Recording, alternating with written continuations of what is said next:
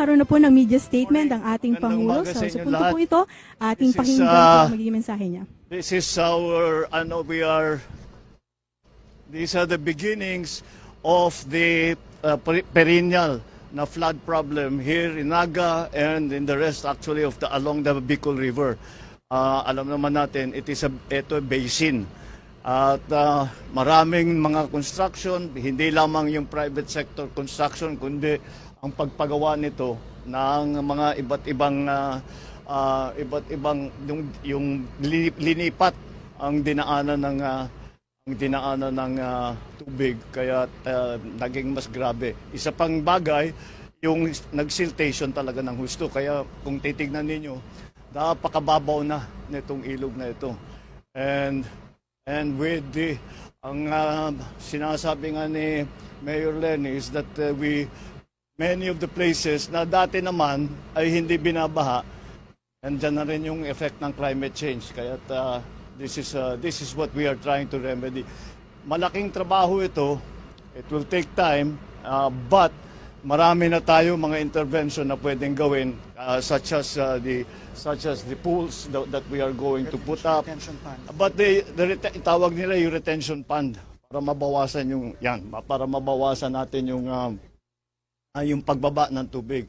Dahil nga it is may Bicol River Basin, ang plano na talaga pwede natin gawin, na kailangan natin gawin, ay kailangan natin mahuli, na dapat ma-koleksyon na yung tubig bago pa bumaba sa basin. Dahil, again, as Mayor Lenny was explaining, this is a landlocked province. And because it's a landlocked province, ang tagal lumabas ng tubig. So wag na natin sana papasukin. But this is only the beginning. Ito, desiltation lamang ito.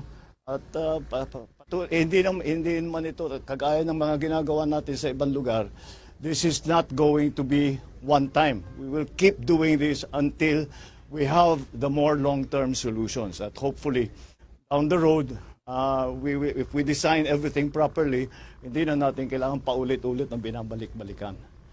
Okay? All right. Mr. President, flood control issue. Nakikita po ang visit niyo sa Naga City in the lens of politics.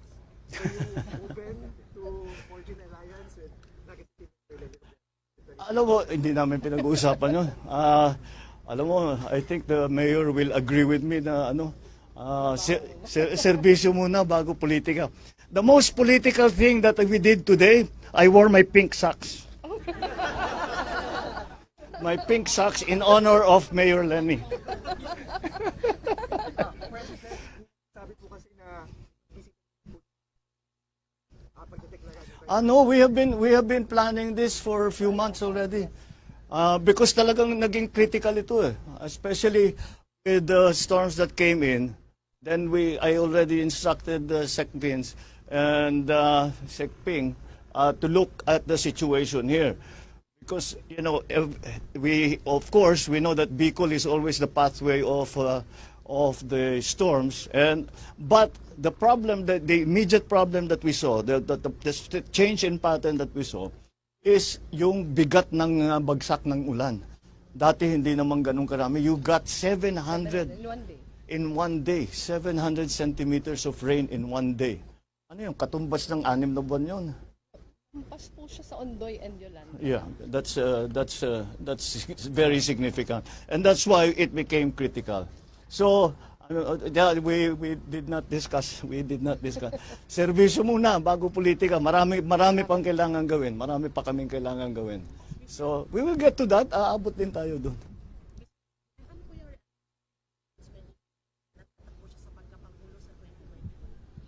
Again, politics. Nothing really. That's her choice. Mr. President, how about the willingness of Senator Amy to run alongside? Again, this is all politics. We're not going to discuss politics now. We are talking. What we are here for is to try and find solutions to this very important problem, very critical problem that we have not only here in Naga City but also in Kamsur, and for that matter, for the whole of Bicol.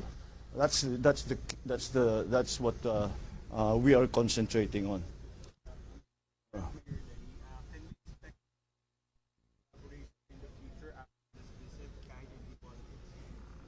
We don't change. Whatever kung sinong, it's not only here kung sino ang nangangailangan ng tulong, the national government is here to help.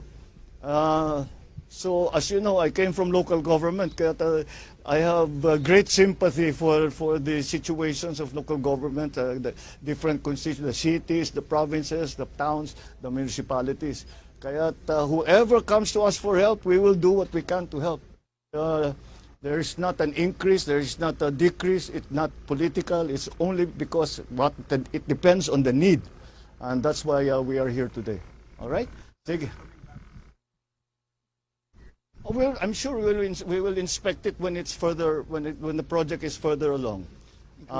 We'll bring you back here, especially Maharlika Highway, because yun ang. In fact, many of the problems were identified because of our inspection of the Maharlika Highway rehabilitation and repair. Doon nakita, marami talagang nakita. Dinapitan tayo ng national government, ng mga local, at sinabi, pagka natignan na ninyo yung Maharlika, doon na tayo, tignan naman ninyo yung baha. And that's what happened. Okay, maraming salamat. Thank you. Good morning.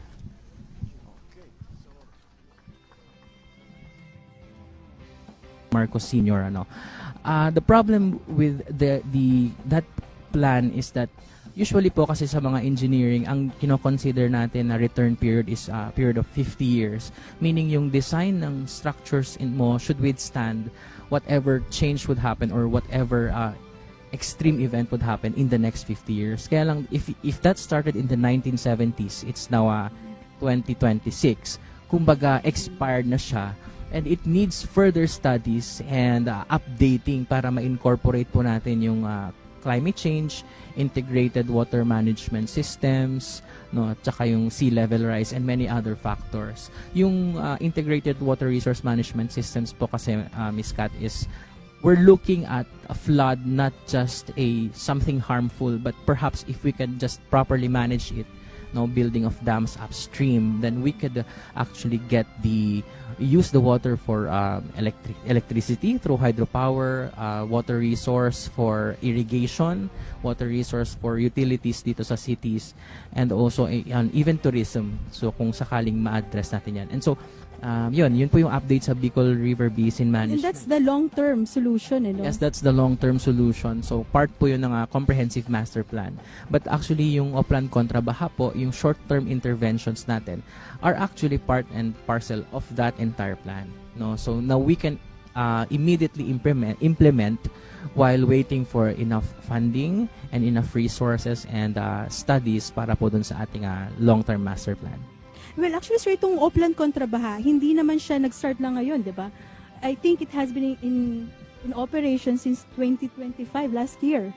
Yes, we actually have a lot of Oplan Kontra Baha projects, and we have launched 3 last year. In 2025, we have launched the Greater Metro Manila on November 12, and then we went to Metro Cebu on November 21, and then Bacolod City on December 12. So there were 3, and this is the 4th actually, nag-start ng February 21 dito po sa Naga City. We also have other upcoming events. No, tentatively, yung Tuguegarao City in the province of Cagayan would be next week. And then we have ongoing coordination with the government or provincial government of Rojas City and Iloilo in Panay Island. That's Region 6.